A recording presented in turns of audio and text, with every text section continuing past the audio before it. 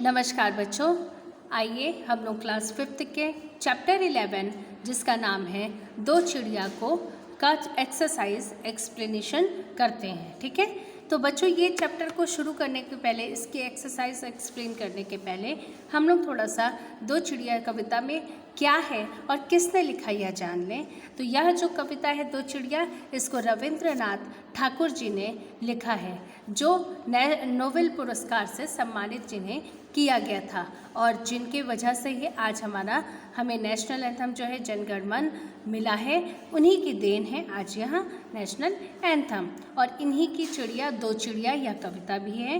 इस दो चिड़िया कविता के माध्यम से स्वतंत्रता तथा परतंत्रता के बारे में बताया गया कि जो व्यक्ति चिड़िया के माध्यम से बताया गया कि जो भी है मनुष्य है, जब जीव जंतु हैं, वह जैसी अवस्था में रहते हैं उन्हें वैसी जीना शुरू कर देते हैं, उन्हें वैसी ही अवस्था पसंद आने लगती है। जैसे कि दो चिड़िया में एक चिड़िया थी, वन की चिड़िया थी जो आज़ाद थी, स्वतंत्र थी, और एक चिड़िया जो है वो घर की चिड़िया थी जो पिंजरे में कैद थी। तो दोनों को ही अपना अपना जीवन पसंद आ रहा था, लेकिन स्वतंत्रता सभी को प्यारी है।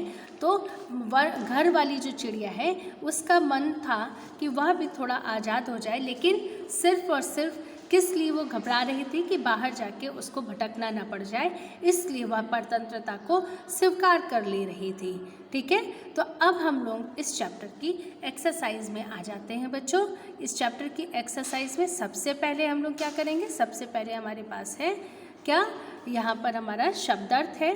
शब्दार्थ हमारे बहुत थोड़े से हैं इसमें, ये ओनली 6 शब्दार्थ है। जैसे पहला है दिन, दिवस। ठीक है, तो ये दिवस का मतलब क्या होता है बच्चों, दिन। दूसरा है बंधन, बंधन का मतलब कैद। संग, संग का मतलब साथ, है ना। विधि, विधि का मतलब क्या होता है बच्चों, ब्रह्मा, है ना, जिनकी वजह से सृष्टि बनी होती है। उदास यानी दुखी, भटकूं यानी भटकना। ठीक है, ये हमारा शब्दार्थ है जिसको आपको अपनी नोटबुक में कंप्लीट करना है। अब आगे हम लोग आते हैं चैप्टर की एक्सरसाइज पर। दूसरा है बहुविकल्पी question, optional question, MCQ type question. दिए गए प्रश्नों के लिए उत्तर का सही विकल्प चुनिए। यहाँ पर हमें उत्तर का सही विकल्प चुनना है। जैसे फर्स्ट हमारा है, घर की चिड़िया किस में रहती थी। तो बच्चों घर की चिड़िया किस में रहती थी, पिंजरे में। और वन की चिड़िया कहाँ, बाहर वाली वन में रहती थी, है ना। तो घर की चिड़िया पिंजरे में।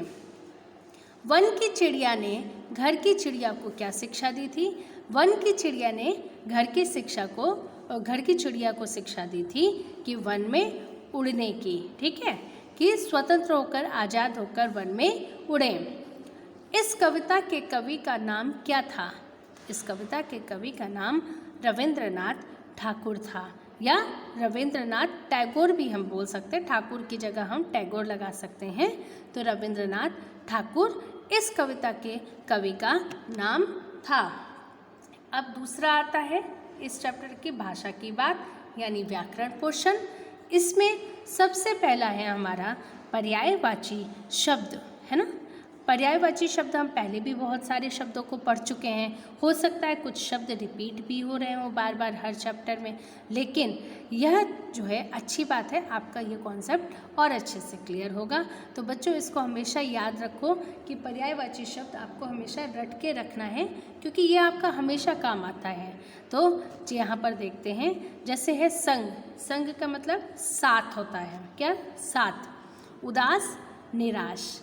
बंधन, फंसना। दिवस, दिन। वन, जंगल।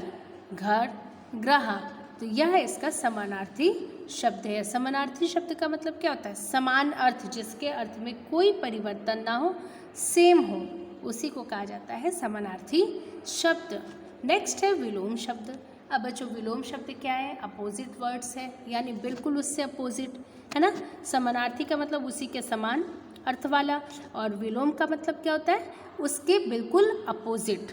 ठीक है, अब जैसे यहाँ पे तो ये इतना है, मान लीजिए मैं अलग से बाहर से कुछ बोलूँ, जैसे ऊपर का नीचे, अंदर का बाहर, मिलना का बिछुड़ना, खाली का भरा, स्वतंत्र का परतंत्र, उदास का खुश, बंधन का मुक्त और रोना का हंसना।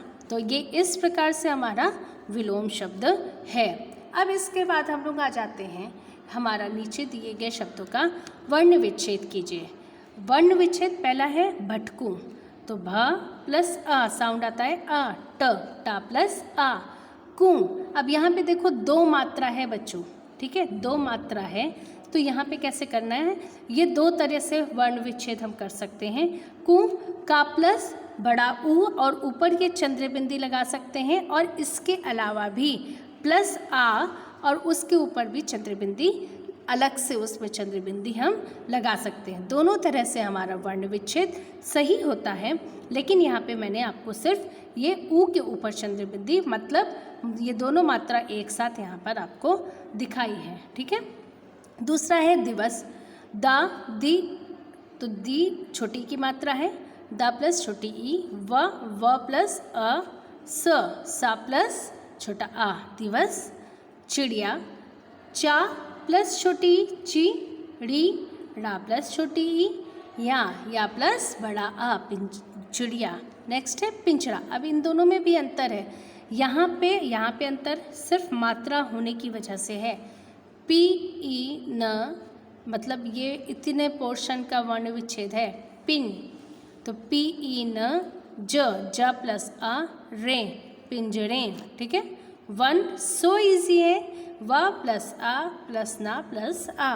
अब देखो बंधन, नेक्स्ट है हमारा बंधन, बा प्लस अंग, यहाँ पर कोई मात्रा और नहीं है, कुछ नहीं है, इसलिए इस चंद्रबिंदी, ये डॉट को, ये बिंदी, अंक की बिंदी को ऊपर एज इट इज़ रख दिए हैं।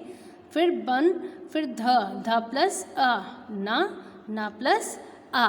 तो ये हमारा हो गया वर्ण विच्छेद। इसके पहले भी आप बच्चों किसी चैप्टर में मैंने वर्ण विच्छेद का एक वीडियो शेयर किया था, आप उस वीडियो को आप देखना, तो इसके कॉन्सेप्ट और भी जो मात्रा वाले जैसे छा, त्रा, ज्ञा, जब ये वर्ण विच्छेद में आ जाते हैं, जैसे ज्ञानी, तो ज्ञा के लिए भी पहले ज्ञा को हमें तोड़ना होता है, छा होता है तो छा को हमें पहले तोड़ना होता है, जैसे छतरी का वर्ण विच्छेद में। त्रा है त्रिशूल, तो त्रा को पहले हमें तोड़ना होता है। तो इस प्रकार से हमारा जो है वर्ण विच्छेद का कॉन्सेप्ट उन सब चीज़ों से क्लियर हो जाएगा, ठीक है।